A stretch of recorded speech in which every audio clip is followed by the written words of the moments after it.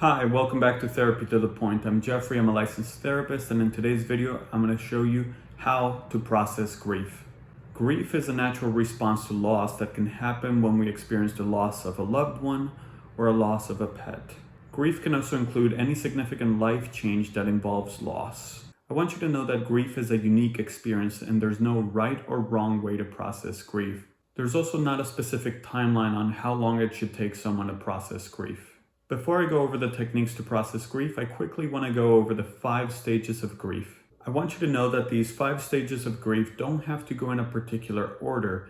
You can sometimes jump around and go back in these stages of grief. There's not a right way to go through these different stages. The first stage is denial. This is when we're in shock and disbelief that the person or pet is no longer here with us. During denial, we might say to ourselves, "They can't be gone. This is not happening. This is not possible." This happens because our brain still doesn't know how to process what just happened.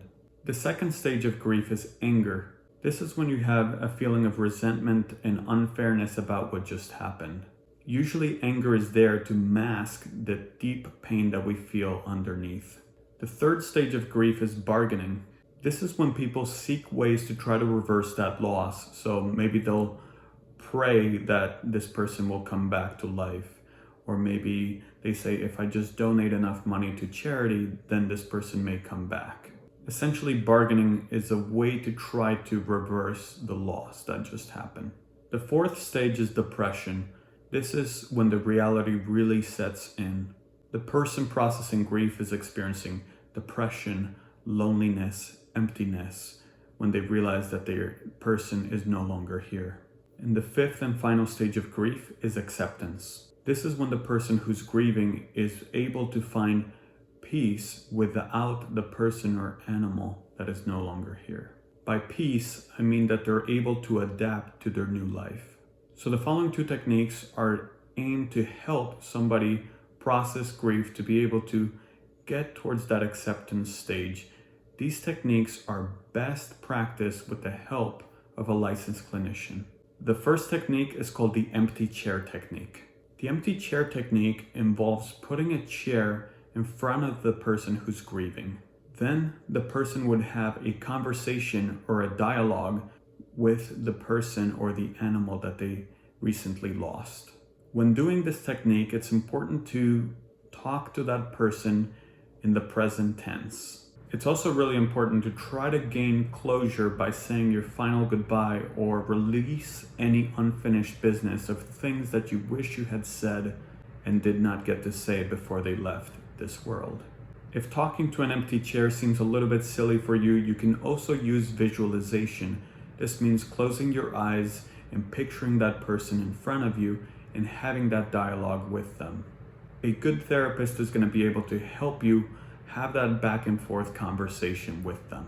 The second technique is writing letters to the person or to the animal that recently passed away. When writing these letters, you really want to tap into that emotion that you're feeling about that person or animal. There can be a lot of flexibility in these letters.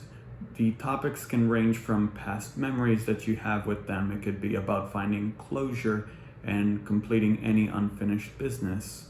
It can also be about your emotional state and how challenging life has been without them here. Really, it can be about many different topics. The important thing about these letters is that you tap into that emotion that you're feeling and that you're also able to gain closure that they're no longer here. When practicing these techniques, you may experience a cathartic response. When this happens, that is okay because you want to have that emotional release. When you have that emotional release, you're able to heal from those emotions. I again want to highlight that these techniques are best practiced with the help of a licensed clinician. That's it for today's video. Thank you for watching. If you like this video, make sure to give it a thumbs up. And for more content like this, make sure to subscribe to my channel. Thank you and see you in the next one.